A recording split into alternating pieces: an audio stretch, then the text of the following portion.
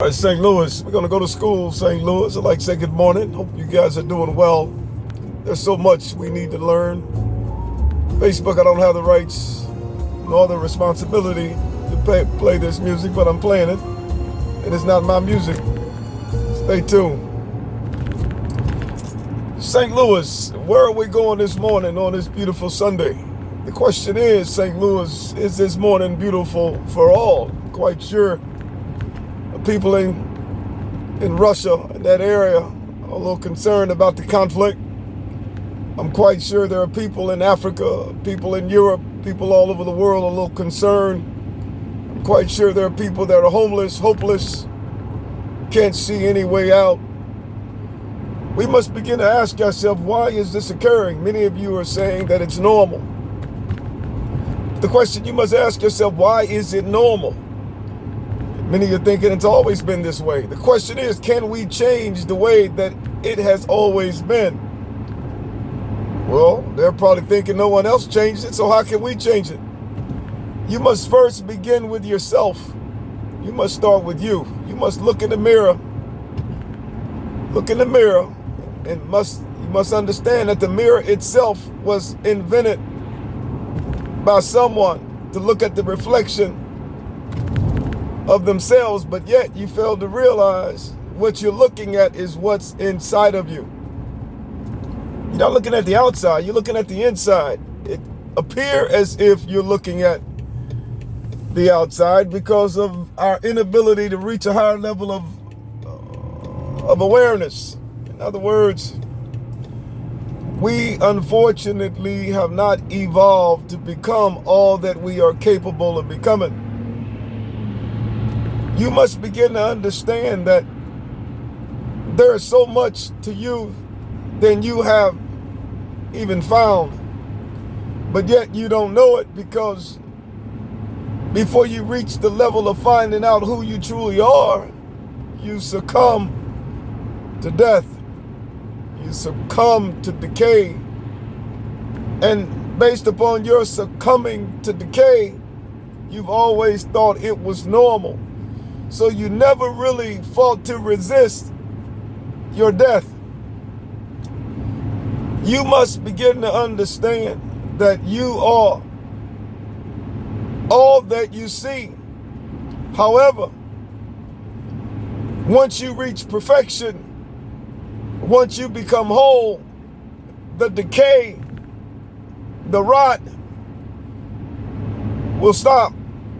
In other words, many think that the universe is expanding, and it is expanding based upon the telescopes and the microscopes and things that they use in order to make the assessment. But what many don't understand is that, as I said before, you're looking at what's outside, which is the outside is the inside of who you are.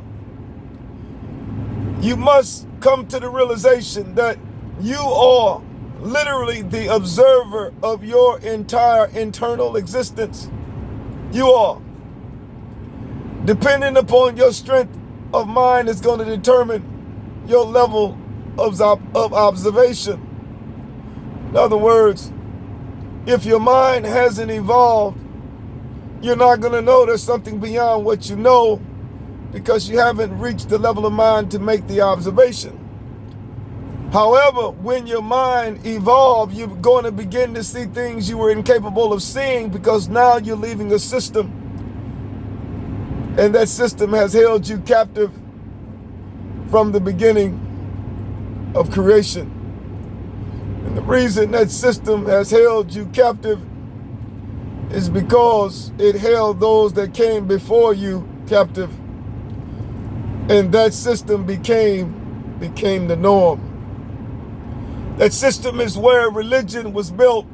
That system is where physics was built. That system is where medicine was built. That system is where enforcement from law enforcement was built. That system is where oil and gas and all kinds of chemicals needed to fuel the economy was built. However, we must ask ourselves, is it much deeper than what we have built thus far? And I'm one to believe that it is. I'm one to believe that we, unfortunately, have been a part of an enclosed system since the beginning of creation, and that enclosed system leads to one place, and that one place is the grave. And based upon us being a part of that enclosed system, we couldn't think outside the system, so as a result, that system became our home. I want to believe that we have the potential and the ability to leave that system. However, it's going to take a collective effort of us working together, black, white, Asian, Hispanic, and all that dwell within humanity, to come to the realization we haven't finished the course. The question we must ask ourselves is, what is the course? The course is we must leave the place in which we currently call home. And that place, unfortunately, only allow us to live based upon power for right about 100 and some odd years of power. But yet, based upon what we have come to the realization to understand, there's 13.8 billion years of power. So you do the math and tell me, how in the world can we be underneath 120 plus years of power and expect that to be efficient, but yet we minus 13.8 billion years of power? So that means that we're all literally compacted in one area. And as a result of being in that area, we're all taking each other's sound because we are minus the truth. Not only are we minus the truth, based upon us being in that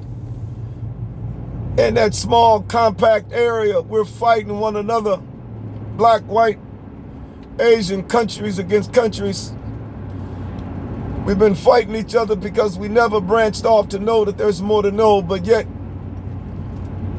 we couldn't go beyond what we knew because we had not the level of intellect to go beyond what we have subsequently traveled. I want to believe that the time is not tomorrow, the time is today, for us to say, in order for us to leave that compact area and branch off into what is true, we have to strengthen our prefrontal cortex, hippocampus, and amygdala. As a result, it allows us to warp space and time at absolute negative 273.15 Celsius.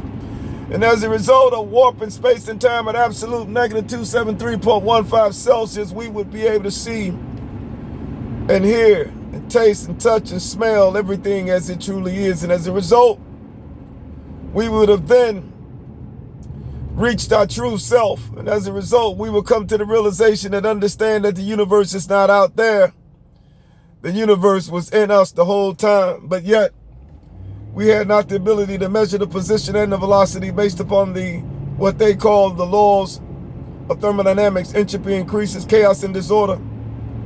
We were incapable of reversing the laws of thermodynamics due to the Heisenberg uncertainty principle, because that system stated that if you measure the position, you can't measure the velocity, because you would interrupt one or the other, and subsequently it would create a distorted view. It's imperative that we come to the realization that those that came before us, such as Einstein, Isaac Newton, and all those that we consider to be Nobel laureates, from Socrates to Plato to Aristotle to Galileo, had not the 411 because they had not completed the course. If they would have completed the course, we wouldn't be living where we're living now. So subsequently, that tells you that they didn't complete the course, because we're still following the same course in which they projected. The time is not tomorrow, the time is today for us to say that we are capable of becoming more than we thought we were. However, it's imperative that we put in the work and not sit back. And as they say, the only thing we got to do is wait on the Lord. Many have been waiting on the Lord since they've known themselves, but yet Mama Nim and Grandmama Nim and Patam and all of them have had heart attacks, strokes, diabetes, cancer, lupus, all kind of diseases, from coronavirus to viruses to the black plague to the black flu, We must become what we are predestined to become.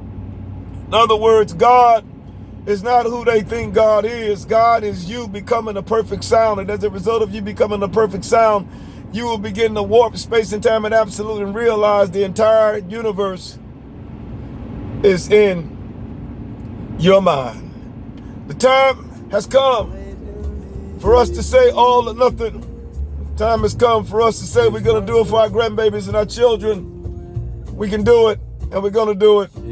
Remember, I love you all. God bless. It's showtime.